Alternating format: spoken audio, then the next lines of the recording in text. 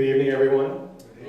First of all, thank you for coming out on this beautiful evening. It was amazing to have this dinner tonight and hear all of the great conversation, laughter, and joy in this place. We hope that you will have an even better time here at this variety show where our youth are sharing their God-given gifts and talents, where we can share some laughter together, and where we can see some of the beauty of our youth and what they are doing in their individual pursuits, but also then as we come together as a youth group. This is a fundraiser for our journey to Detroit for the National Youth Gathering, or the ELCA Youth Gathering, because we have international guests. They've rebranded as the ELCA Youth Gathering. And it's a pretty exciting year. Oftentimes we go to places where there's a strong infrastructure for conferences, large conferences, big cities that can handle a large influx of people, like Atlanta, like New Orleans, like San Antonio. Detroit does not have that infrastructure. And so it's been a real challenge to go into a place where many people have been sad to hear the challenges that Detroit has had to face over the years, but also to see that the tide is starting to shift. And so to intentionally go into a place to be able to walk with an accompaniment the folks of Detroit, a city that's much like Oakland. I was just there in February and was quite struck actually at how they're kind of kindred cities, if you were to ask me. And so to be able to go to Detroit has been a great dream of ours. Our youth, when we first heard about Detroit, while many of the other congregations heard about it and said, ooh, Detroit, we went, Detroit, yes. And it's been pretty exciting.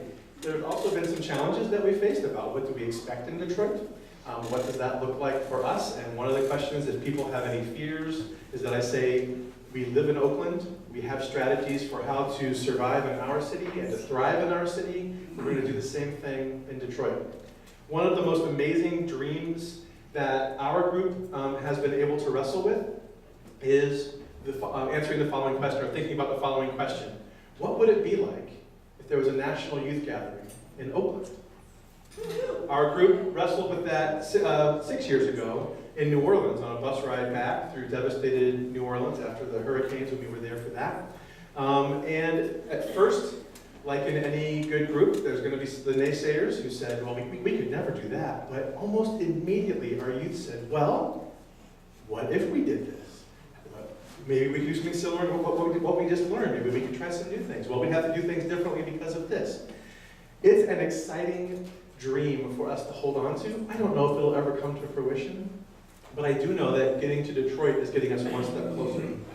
And I do know that our youth are going to experience God in a new way, but also in a way that they have been fed and lifted up and encouraged and energized while they have been young people in our congregations. And so let's celebrate that gift and that love. I have a few pictures here that I want to show you. Obviously, we are Detroit bound, and one of the catchphrases that we are playing with is from Oaktown to Motown. I know, kind of exciting. Yeah. Obviously, these are the four congregations who are part of our youth ministry, as well as United. United is not sending any youth this trip, so these are the youth from each congregation. And so I'll let you look at that. This was our journey to Western States Youth Gathering. We had 15 go on that trip, and this trip we have 15 youth and 3 adult chaperones. It's not for the lighthearted. It's 7 days. We'll be staying at Wayne State University, which is an urban college in downtown Detroit. We'll be getting up early and going into Detroit, and then coming back late. We'll be going to, this is the airport in Detroit. We'll be going to, on the river. I was there in January and February when it was blizzarding, so it's not going to be like this with the snow, but the picture, you can use your imaginations. We'll be checking out the Heidelberg Project, which is a community that's helped transform what the challenges that has come with houses being abandoned and graffiti and windows being broken in and that leading to other decay, and how this community, through arts and kind of a zany energy have helped transform their community into not that, but to be a place of creativity and joy and rebirth. There's a great place called Dangerously Delicious Pies, and I can't wait to go there. I'm going to be having the savory pie. I have a new lease on life, but I did try a bit of their sweet pies, and wow, it's worth the journey just for that. The football field where the Lions meet is where our 30,000 youth and their adult chaperones will be meeting. And that's kind of amazing. I get tingles actually just saying that, to think about all of those youth in that stadium, that iconic stadium. Even if you're not a Lions fan, this is a pretty amazing thing. Obviously, we've got some more pictures here. This is a Spirit of Detroit. Really beautiful statue. This is obviously in the blizzard, but I went to a hockey game at Joe Louis Arena, and that was a cultural experience all in and of itself. It was pretty amazing. This is a great aerial view, and so obviously you see Ford Field where we'll be, but there's also the Tiger Stadium, and the big building in the middle, right on the river, is the Renaissance Center. Around that area is where a lot of our afternoon gatherings will be taking place. There'll be sand volleyball courts, there'll be inflatables, there'll be concerts and places for the youth to be able, in a cordoned off area, to experience Detroit and to meet folks from all over the country. It's pretty amazing. And to be Lutheran and Lutheran Christians together in that large of a number, which is, from all the groups we've taken, it really does mark people's hearts in such a positive way.